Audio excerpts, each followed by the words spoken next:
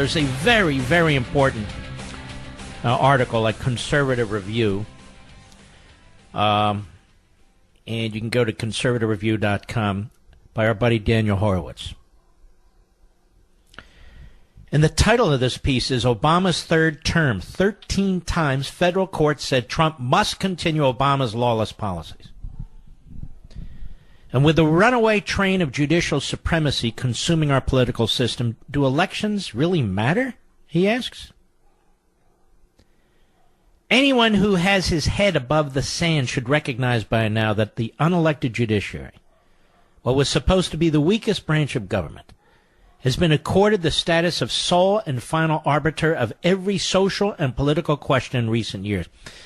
Which is why I hope you watched on Sunday Life, Liberty, and Levin.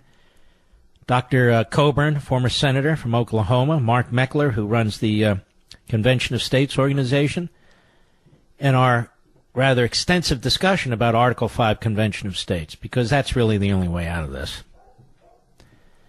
But there is a subset of this judiciary that is particularly disturbing.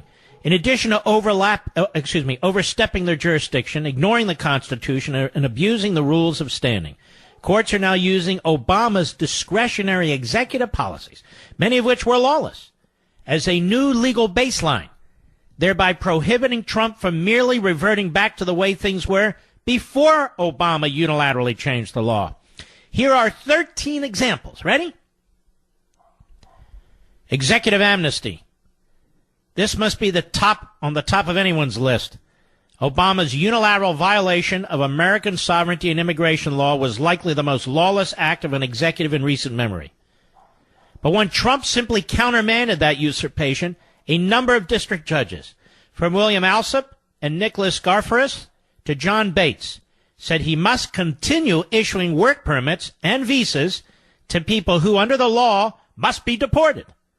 Shockingly, the United States Supreme Court refused to grant the government an expedited appeal, despite the unprecedented circumstances, forcing the administration to first go through the crazy Ninth Circuit. Number 2 example, the president's set refugee levels except for Trump.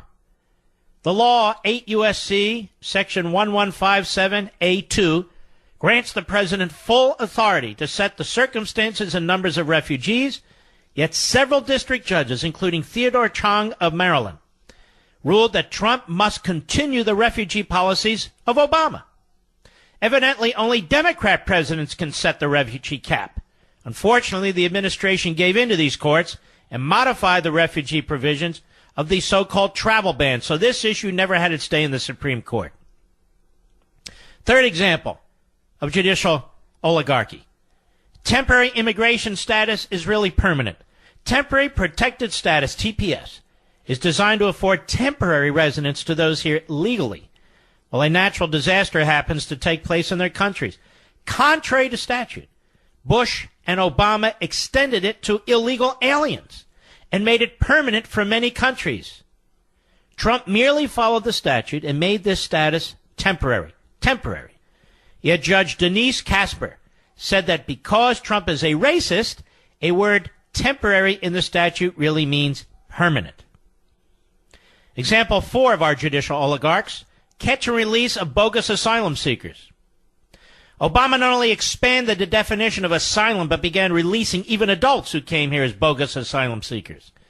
Judge Dana Sabraw mandated that Trump continue catch and release. Additionally, in July, James E. Bogsberg, federal judge in the D.C. District, certified an entire class of Central American asylum seekers to lodge an injunction against 5 ICE officers for not continuing another Obama policy of granting parolees granting parole to aliens who pass the credible fear test. Boasberg is also a member of the lawless FISA court. Example 5 of judicial oligarchy. Obama's visa programs are now the law. One of the many immigration programs Obama concocted by administrative fiat was a program to allow foreign entrepreneurs to circumvent the visa process and apply directly for parole. Trump respected the fact that only Congress can create this program and merely discontinued it. But Judge Boasberg once again ruled last December that he must continue it. Number 6, take the census, but don't find out who's a citizen. In July, Judge Jesse Furman indicated during oral arguments he would side with the liberal states suing the Department of Commerce for adding a citizenship question on the 2020 census form. Granted, it was not just Obama who stopped asking these all-important questions, but the question was asked from the founding on up through the 1950s. But Trump can't simply restore this common sense practice, says the judge. Number 7, Trump must continue Obama's contraception mandate. Last December, Judge Wendy Beetlestone ruled that the Trump administration must continue enforcing the Obama-era contraception mandate, forcing employers to directly or indirectly provide contraception as part of their mandated insurance benefits for their employees. The Supreme Court already invalidated Obama's mandate in the Hobby Lobby case, yet Obama found a way around it. Now Trump must continue Obama's discretionary policies. Example 8. Transgenders in the military. From the time of George Washington until last year of Obama's presidency, men who castrated themselves or imagined that they were women did not serve in the military. Obama changed that in 2016 without the approval from Congress. Yet several judges in Washington, Baltimore, and Seattle mandated that Trump admit them into the military and continue a policy that never existed before 2016. Judge Marvin Garbus of Baltimore, a Bush appointee, even ruled that the Pentagon must pay for the surgery. Every president as commander-in-chief can determine military enlistment qualifications, but not Donald Trump. Number 9. Obama's teenage pregnancy program is in the Constitution. In June, a federal district judge in Washington, D.C., Ketanji Brown Jackson, ordered the Trump administration to continue doling out $800 million in grants to private organizations to prevent teen pregnancies. This program never existed in this form until Obama has proven ineffective. But it must continue. Why? Because a judge said so. Example 10, Obama now sets regulations on cars forever. In April, the Second Circuit Court of Appeals issued an injunction on the Department of Transportation. Its delay of penalties to automakers that didn't comply with Obama's added corporate average fuel economy standards. Obama dramatically expanded the penalty, and his decisions are now final, and Trump is not allowed to reverse them, according to a judge. There's 13 of these. Number 11, Trump must regulate drainage ditches. In 2015, Obama declared that seasonal runoffs and ponds in your backyard are now navigable waters subject to federal water regulations. Trump merely restored the common sense policy in place since 1980, defining navigable waters as, waters that actually transport commercial ships, not breeding grounds for mosquitoes. But Judge David Norton, a George W. Bush appointee, ruled that Trump must continue Obama's policy despite a Georgia judge finding the policy itself to be unconstitutional. Number 12, hot air. Trump must continue Obama's methane policies. Last year, Judge William Orrick, this is a left-winger for sure, ordered Trump to continue Obama's lawless legislation of allowing the Bureau of Land Management, BLM, to regulate the venting and flaring of methane from oil and gas production. This has been devastating to our burgeoning natural gas industry. No statute on the books could conceivably grant such authority to the BLM. Orrick is the same lawless Obama donor judge who declared a nationwide sanctuary policy attempting to block the Department of Justice from punishing sanctuary cities. And number 13, Obama regulated free speech of 3D gun blueprints. Trump must do the same. Obama's State Department dramatically expanded its authority under the Arms Export Control Act and international traffic in arms regulations to stop Americans from merely publishing CAD files of 3D gun prints. This is the First Amendment, not a gun issue. The Trump administration merely stopped regulating this particular activity, but Judge Robert Laskin ordered the Trump administration to block Cody Wilson from simply uploading a CAD file.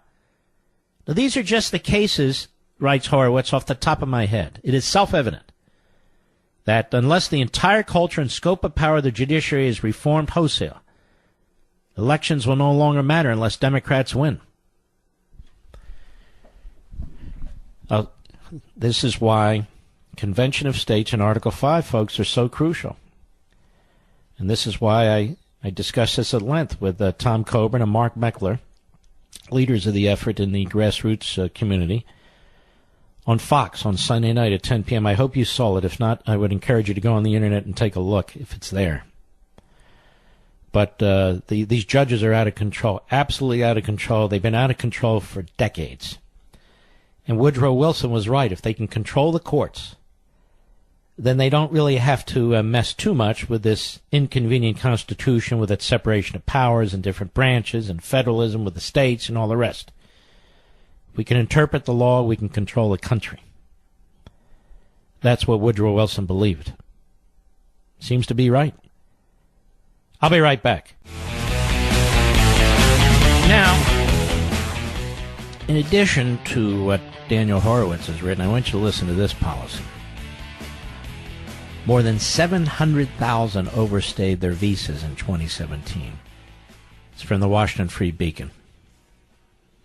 Around 700,000 people overstayed their temporary visas in fiscal 2017, according to a recently released estimate from the Department of Homeland Security. 600,000 of these individuals are suspected to have remained in the country, according to the DHS, while the other 100,000 or so simply departed after their visas expired.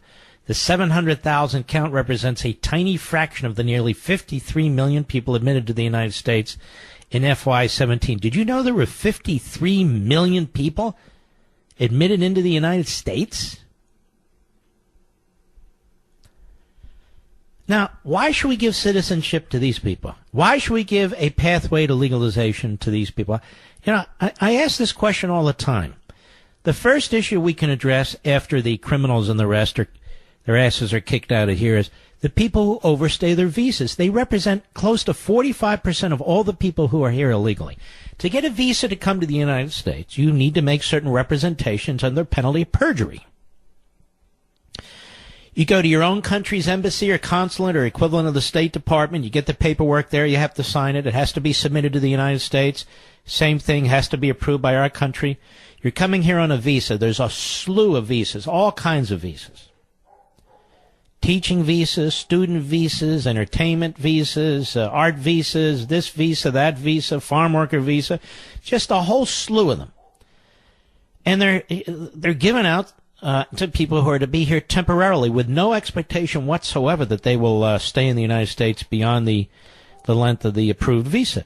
And so 700,000 of them overstay their visas in 1 year, adding to the list of illegal aliens. Now, they want you to believe everybody in here just happen to come here because they're escaping tyranny, or they're escaping this, or they're escaping that, or they're all 3 years old and they're crossing the border, and otherwise they'll be killed by the drug cartels. But of course, we can't build a wall for the drug cartels. But you know, the story goes on and on.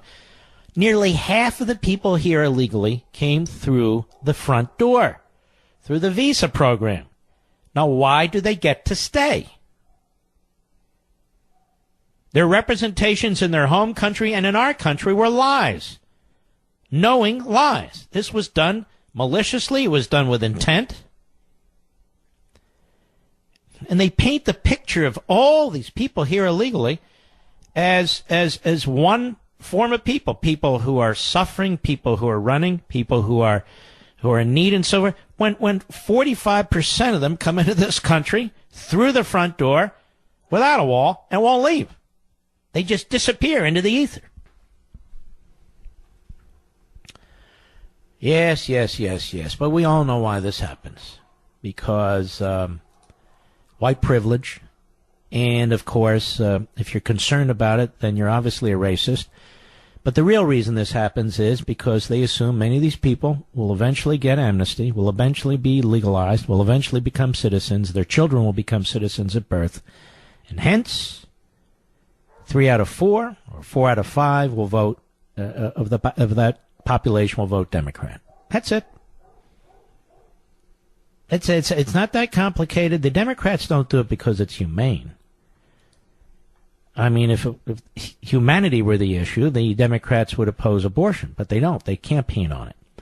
And as the great Chelsea Clinton said, it's economically important to the country that we have abortions. Well, that women have abortions.